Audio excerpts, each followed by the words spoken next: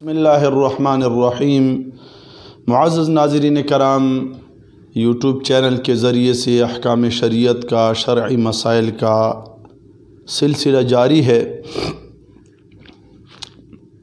شریعت کے احکام مرد اور عورت دونوں کے لیے ضروری ہیں، تو وضو کا ہم نے تقریباً کوئی 10-11 درسوں میں وضو کے احکام بیان کیے۔ اب آج غسل کا بیان شروع ہوتا ہے۔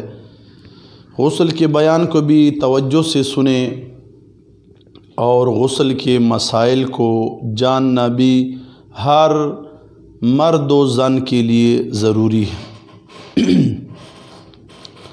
قرآن مجید فرقان حمید میں اللہ پاک فرماتا ہے وَإِن كُنتُمْ جُنُبًا فَاطَّهَّرُوا۔ اللہ پاک فرماتے سورہ مائدہ میں اگر تم جنب ہو تو خوب پاک ہو جاؤ، یعنی غسل کر لو۔ حالت جنابت میں قرآن غسل کا حکم دیتا ہے۔ اسی طرح فرمایا حَتَّى يَطْهُرْنَ، سورہ بقرہ میں اللہ پاک نے فرمایا حَتَّى يَطْهُرْنَ، کیا مطلب؟ یہاں تک کہ وہ حیض والی عورتیں اچھی طرح پاک ہو جائیں۔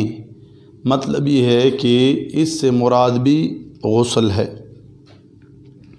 پھر اللہ پاک نے فرمایا سورہ نساء کے اندر یا ایھا الذین آمنوا لا تقربوا الصلاۃ وانتم سکارى حتى تعلموا ما تقولون ولا جنبا الا عابری سبیل حتی تغتسلوا۔ اللہ پاک نے فرمایا اے ایمان والو، نشے کی حالت میں نماز کے قریب نہ جاؤ یہاں تک کہ سمجھنے لگو جو تم کہتے ہو، اور نہ حالت جنابت میں جب تک غسل نہ کرو مگر سفر کی حالت میں کہ وہاں پانی نہ ملے تو بجائے غسل تیمم ہے۔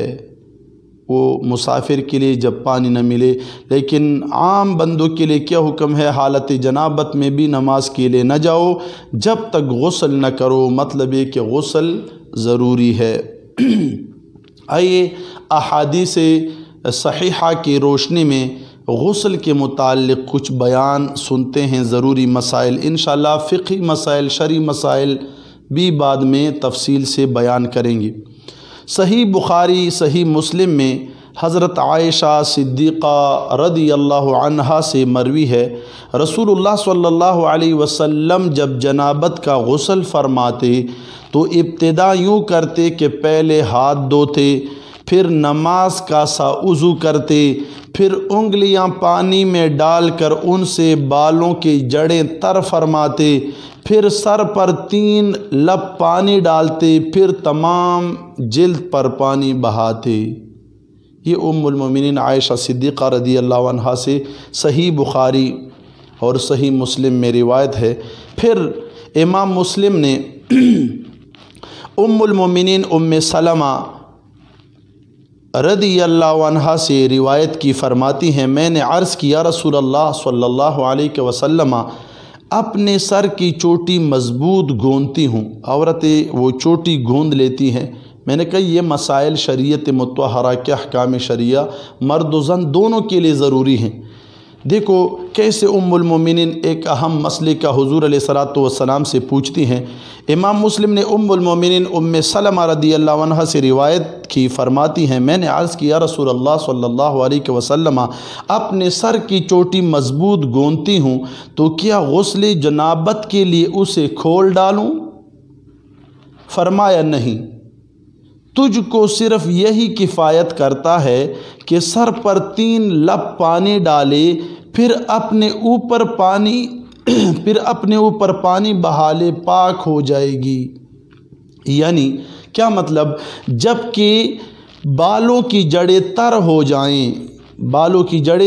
جائیں، اور اگر اتنی سخت بال آپ نے گوندی ہوں کہ جڑوں تک پانی نہ پہنچے تو کھولنا فرض ہے۔ تو اس کے مسئلہ بھی ثابت ہوا کہ جب عورت عام حالت میں اپنے سر کی چوٹی گوندتی ہے تو پھر اس کے لیے وہ سر کی چوٹی کھولنا ضروری نہیں ہے، بالوں کے جڑوں تک پانی پہنچانا ضروری ہے۔ اگر پانی پہنچ جائے تو بغیر چوٹی کھولنے کے بھی غسل جنابت کفایت کر جاتا ہے۔ اسی طرح ابو داؤد، ترمذی، ابن ماجہ شریف کی حدیث ہے، ابو ہریرہ رضی اللہ عنہ سے روایت ہے، حضور علیہ السلام نے فرمایا ہر بال کے نیچے جنابت ہے تو بال دھو اور جلد کو صاف کرو۔ اسی طرح معزز سامعین کرام، ابو داؤد نے حضرت علی رضی اللہ عنہ سے روایت کی، ابو داؤد شریف کی حدیث ہے، رسول اللہ صلی اللہ علیہ وسلم فرماتے ہیں جو شخص غسل جنابت میں ایک بال کی جگہ بھی بے دھوئے چھوڑ دے گا تو اس کے ساتھ آگ سے ایسا ایسا کیا جائے گا، یعنی عذاب دیا جائے گا۔ اب دیکھو بڑا حکم ہے، ایک بال جتنا بھی اگر جگہ بے دھوئے رہ جائے تو اس کے لیے ایسا ایسا ہوگا، یعنی ایسا عذاب ہوگا۔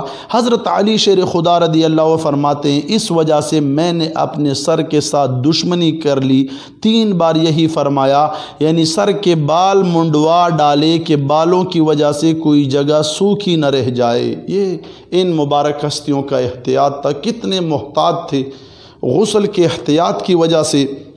حضرت علی رضی اللہ عنہ فرماتے میں نے اپنے سر سے دشمنی کی کہ کہیں سر کے بال کی کوئی جگہ سوکھی نہ رہ جائے۔ یہ ان حضرات کا احتیاط ہے دین میں، تو دین میں معزز سامعین کرام احتیاط کی ضرورت ہے۔ ایک اور حدیث غسل کے حوالے سے سماعت فرمائیں، ابو داؤد نے حضرت یعلا رضی اللہ عنہ سے روایت کی، رسول اللہ صلی اللہ علیہ وسلم نے ایک شخص کو میدان میں نہاتے ملاحظہ فرمایا، میدان میں نہا رہا تھا، پھر منبر پر تشریف لے جا کر حمد الہی اور ثنا کے بعد فرمایا اللہ تعالی حیا فرمانے والا اور پردہ پوش ہے، حیا اور پردہ کرنے کو دوست رکھتا ہے، جب تم میں سے کوئی نہائے تو اسے پردہ کرنا لازم ہے۔ اس سے معلوم ہوا معزز سامعین کرام، حدیث شریف ہے، بڑی لطف کی بات ہے کہ حیا اور پردہ کرنے کو اللہ دوست رکھتا ہے۔ حیا ہو، پردہ ہو، حیا اور پردہ ہر مومن مسلمان اور مسلمان عورت کے لیے ضروری ہے کہ ہم باحیا رہیں اور اپنی شرمگاہوں کو ہم چھپائیں، پردے میں رکھیں، تو یہ حدیث شریف ہے۔ اسی طرح معزز سامعین کرام، ابو داؤد اور ترمذی عائشہ صدیقہ رضی اللہ عنہ سے روایت ہے، آپ سنیں، بڑا ایک عجیب حدیث پاک ہے۔ رسول اللہ صلی اللہ علیہ وسلم سے سوال ہوا کہ مرد تری پائے اور احتلام یاد نہ ہو، ایک جوان خواب سے اٹھ کر تری پائے، اپنے کپڑے کو تر پائے اور احتلام یاد نہ ہو تو فرمایا غسل کرے۔ پھر اس شخص کے بارے میں سوال ہوا کہ خواب کا یقین ہے اور تری اثر نہیں پاتا، خواب کا واقعہ اسے یقینی یاد ہے اور تری اثر نہیں پاتا، فرمایا اس پر غسل نہیں، یعنی تری کا پانا ضروری ہے۔ ام سلیم رضی اللہ عنہا نے عرض کی عورت اس کو دیکھے تو اس پر غسل ہے، فرمایا ہاں عورتیں مردوں کی مثل ہیں۔ یہ ابو داؤد شریف کی حدیث پاک ہے۔ اسی طرح معزز سامعین کرام، ایک اہم اور حدیث سن لیں جو بہت ضروری ہے، صحیحین میں، صحیح مسلم میں، صحیح بخاری میں عائشہ صدیقہ رضی اللہ عنہ سے مروی ہیں، حضور علیہ السلام نے فرمایا جب نبی علیہ السلام جب جنب ہوتے اور کھانے یا سونے کا ارادہ فرماتے تو نماز کا سا وضو فرماتے۔ تو حدیث شریف سے یہ معلوم ہوا کہ جب بھی اگر بندہ رات کو جنابت سے غسل نہ کرے، اتنا ضرور ہے کہ استنجا کرے اور پھر جو ہم نماز کے لیے وضو کرتے ہیں اس جیسا وضو بنا لے، تو وہ وضو بھی اس کا فائدہ یہ ہوگا، اس سے بندے کے لیے کھانا اور سونا حلال ہو جاتا ہے، اور اگر ایسا بندہ پڑا رہے تو گھر میں رحمت کے فرشتے نہیں آتے۔